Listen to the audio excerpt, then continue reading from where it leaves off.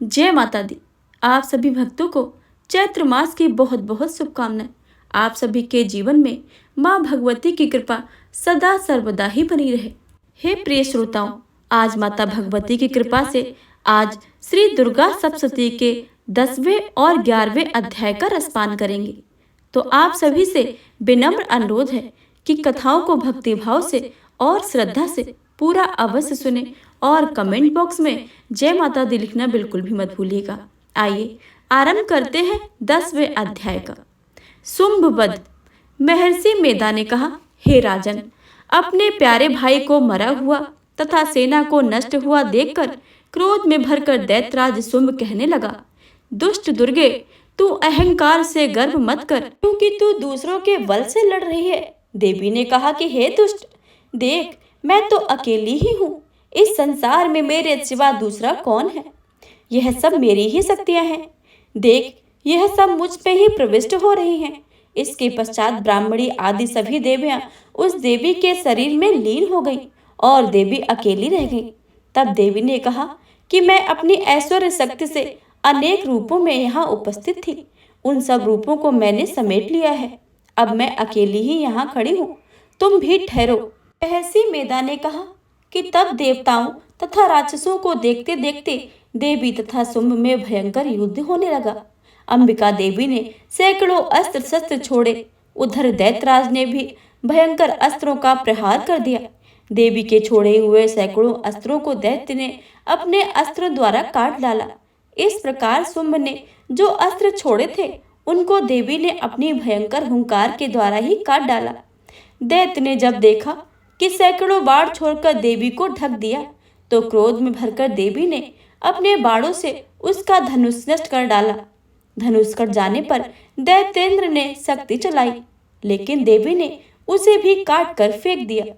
फिर दैत्येंद्र चमकती हुई ढाल लेकर देवी की ओर दौड़ा, किंतु वह देवी के समीप पहुंचा तो देवी ने अपने तीक्ष्ण बाणों से उसकी चमकने वाली ढाल को भी काट डाला। फिर दैत्येंद्र का घोड़ा मर गया, रथ टूट गया, सारथी मारा गया। तब वह भयंकर मुद्रा लेकर देवी पर आक्रमण करने के लिए चला, किंतु देवी ने अपने तीक्ष्ण बाणों से उसके मुदर को ही काट दिया। इस पर दैत्य ने क्रोध में भरकर देवी की छाती में बड़े ही जोर से मुक्का मारा। दैत्य ने जब देवी को मुक्का मारा तो देवी ने उसकी छाती में एक जोर से थप्पड़ मारा। थप्पड़ खाकर पहले तो दैत्य पृथ्वी पर गिर पड़ा, किंतु तुरंत ही उठ खड़ा हुआ। फिर वह देवी को पकड़कर आकाश की ओर उछला और वहां जाकर दोनों में युद्ध होने लगा। वह युद्ध ऋषियों और देवताओं को आश्चर्य में डालने वाला था। देवी आकाश में दैत्य के साथ बहुत देर तक युद्ध करती रही। देवी ने उस आकाश में घुमाकर पृथ्वी पर गिरा दिया। दुष्ट आत्मा दैत्य पुनः उठकर देवी को मारने के लिए दौड़ा। तब उसको अपनी ओर आता हुआ देखकर देवी ने उसकी छाती विदीर्ण करके उसको पृथ्वी पर पटक दिया। देवी के त्रिशूल से घायल होने पर उस दैत्य के प्राण पखेरु उड़ गए और उसके मरने पर समुद्र, द्वीप, पर्वत और पृथ्वी सब कांपने लगी। उस दुष्ट आत्मा के मरने से संपूर्ण जगत प्रसन्न व स्वस्थ हो गया तथा आकाश निर्मल हो गया। पहले जो आपात सूचक मेघ और उल्कापात होते थे सब शांत हो गए। उसके मारे जाने पर नदियां अपने ठीक मार्ग से बहने लगी। संपूर्ण देवताओं का हृदय हर्ष से भर गया और गंधर्वियों सुंदर गान गाने लगी। गंधर्व बाजे बजाने लगे और अप्सराएं नृत्य करने लगी। पृथ्वी वायु बहने लगी। सूर्य की कांति स्वच्छ हो गई। यज्ञशालाओं की बुझी हुई अग्नि अपने आप प्रज्वलित हो उठी और तथा चारों दिशा में शांति फैल गई। श्री दुर्गा सप्तशती का 10वां अध्याय समाप्त हुआ। अब सुनिए 11वां अध्याय। देवताओं द्वारा देवी की स्तुति, देवी द्वारा देवताओं को वरदान। महर्षि मेधा कहते हैं, दैत्य के मारे जाने पर इंद्र आदि देवता अग्नि को आगे करके कात्यायनी देवी की स्तुति करने लगे। उस समय अभीष्ट की प्राप्ति के कारण उनके मुख खिले हुए थे। देवताओं ने कहा कि हे शरणागतों के दुख तो दूर करने वाली देवी, तुम प्रसन्न हो। हे संपूर्ण जगत की माता, तुम प्रसन्न हो। बिंदुहेश्वरी, तुम विश्व की रक्षा करो, क्योंकि तुम इस चर और अचर की ईश्वरी हो। हे देवी, संपूर्ण जगत की आधार रूप हो, क्योंकि तुम पृथ्वी रूप में स्थित हो और अत्यंत पराक्रम वाली देवी हो। तुम विष्णु की शक्ति हो और विश्व की बीज परम माया हो, और तुमने ही इस जगत को मोहित करके रखा है। तुम्हारे प्रसन्न होने ही पृथ्वी को मोक्ष की प्राप्ति होगी। हे देवी, संपूर्ण विद्याएं तुम्हारे ही भिन्न भिन्न स्वरूप है। इस जगत में जितनी स्त्रियां हैं वह सब तुम्हारी ही मूर्तियां हैं। एकमात्र तुमने ही इस जगत को व्याप्त रखा है। तुम्हारी स्तुति किस प्रकार हो सकती है, क्योंकि तुम परम बुद्धि रूप हो, संपूर्ण प्राणी रूप, स्वर्ग और मुक्ति देने वाली हो। अतः इस रूप में तुम्हारी स्तुति की गई है। तुम्हारी स्तुति के लिए इससे बढ़कर और क्या युक्तियां हो सकती हैं। संपूर्ण जनों के हृदय में बुद्धि रूप होकर निवास करने वाली, स्वर्ग तथा मोक्ष प्रदान करने वाली, हे नारायणी देवी, तुमको नमस्कार है। कालाष्टका आदि रूप से अवस्थाओं को परिवर्तन की ओर ले जाने वाली तथा प्राणियों का अंत करने वाली नारायणी, तुमको नमस्कार है।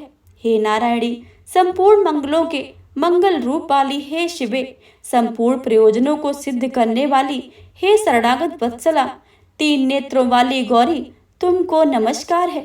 सृष्टि, स्थिति तथा संहार व शक्तिभूता सनातनी देवी, गुणों का आधार तथा सर्व सुखमयी नारायणी, तुमको नमस्कार है। हे शरण में आए हुए शरणागत दीन दुखियों की रक्षा में तत्पर, संपूर्ण पीड़ाओं को हरने वाली नारायणी, तुमको नमस्कार है। हे नारायणी, तुम ब्राह्मणी का रूप धारण करके हंसों से जिते हुए विमान पर बैठती हो तथा कुछ से अभिमंत्रित जल छिड़कती रहती हो, तुम्हें नमस्कार है। महेश्वरी रूप से त्रिशूल, चंद्रमा और सर्पों को धारण करने वाली, महावृषभ वाहन वाली नारायणी, तुम्हें नमस्कार है। मोरों तथा मुकुटों से घिरी हुई रहने वाली, महाशक्ति को धारण करने वाली, हे कौमारी रूप धारणी, निष्पाप नारायणी, तुम्हें नमस्कार है। हे शंख चक्र गदा फर श्रांग धनुष रूप आयुधों को धारण करने वाली वैष्णवी शक्ति, हे रूपा नारायणी, तुमको नमस्कार है। तुम हम पर प्रसन्न हो, तुम्हें नमस्कार करते हैं। हे दांतों पर पृथ्वी धारण करने वाली बाराहिन रूपरी कल्याणमयी नारायणी, तुमको नमस्कार है। हे उग्र नरसिंह रूप में दैत्यों को मारने वाली, त्रिभुवन की रक्षा में संलग्न रहने वाली नारायणी, तुमको नमस्कार है। हे मस्तक पर किरीट और हाथ में महावज्र धारण करने वाली, सहस्त्र नेत्रों के कारण उज्ज्वल वृत्तासुर के प्राण हरने वाली इंद्र शक्ति, हे नारायणी, तुम्हें नमस्कार है। हे शिवदूती स्वरूप में दैत्यों के महामद को नष्ट करने वाली, हे घोर रूप वाली, हे महाशब्द वाली, हे नारायणी, तुमको नमस्कार है। दाढ़ों के कारण विकराल रूप मुख वाली, मुखमंडल में विभूषित मुंड मर्दनी चामुंडा रूपी नारायणी, तुमको नमस्कार है। हे लक्ष्मी, लज्जा, महाविद्या, श्रद्धा, पुष्टि, स्वधा, ध्रुवा, महारात्रि और महाविद्या रूप नारायणी, तुमको नमस्कार है। हे मेधा सरस्वती, सर्वोत्कृष्ट ऐश्वर्य रूपनी पार्वती, महाकाली, नित्या तथा ईश्वर रूपनी ईश्वरी, हे नारायणी, तुमको नमस्कार है। हे सर्वस्वरूप सुरेश्वरी, सर्वशक्ति युक्त देवी, हमारी भय से रक्षा करो, तुमको नमस्कार है। हे कात्यायनी, तीनों नेत्रों में विभूषित यह तेरा सौम्य मुख सब तरह के डरों से हमारी रक्षा करे, तुमको नमस्कार है। हे भद्रकाली, ज्वालाओं के समान भयंकर, अति उग्र एवं संपूर्ण असुरों को नष्ट करने वाली, तुम्हारा त्रिशूल हमें भय से बचाकर तुमको नमस्कार है।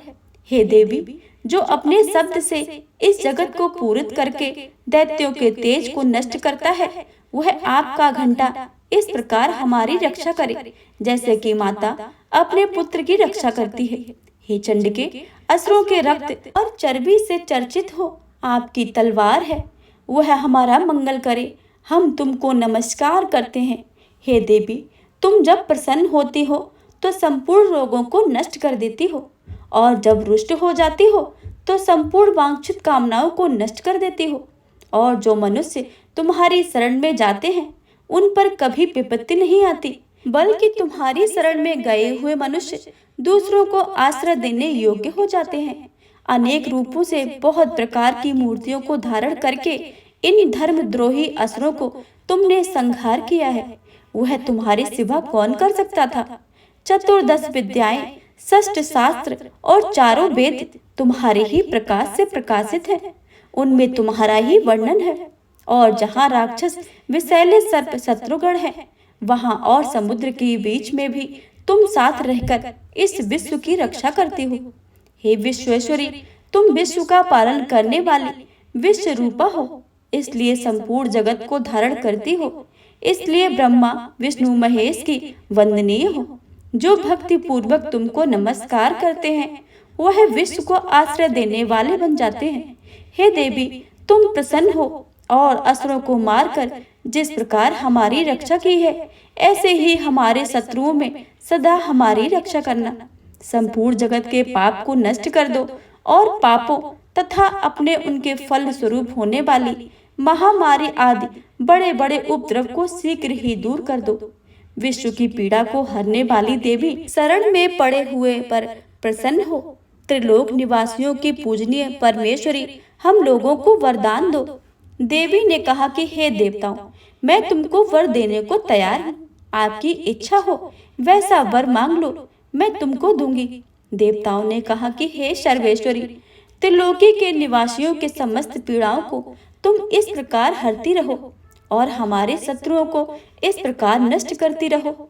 देवी ने कहा, वैष्णव मनवंतर के 28 युगों में 2 महाअसुर शुंभ और निशुंभ उत्पन्न होंगे। उस समय मैं नंद गोप के घर में यशोदा के गर्भ में उत्पन्न होकर विंध्याचल पर्वत पर शुंभ और निशुंभ का संहार करूंगी। फिर अत्यंत भयंकर रूप से पृथ्वी पर अवतीर्ण होकर मैं वैप्रचित नामक दानवों का नाश करूंगी। उन भयंकर महाअसुरों को भक्षण करते समय मेरे दांत अनार पुष्प के समान लाल होंगे। इसके पश्चात स्वर्ग में देवताओं और पृथ्वी पर मनुष्य मेरी स्तुति करते हुए मुझे रक्तदांतिका कहेंगे।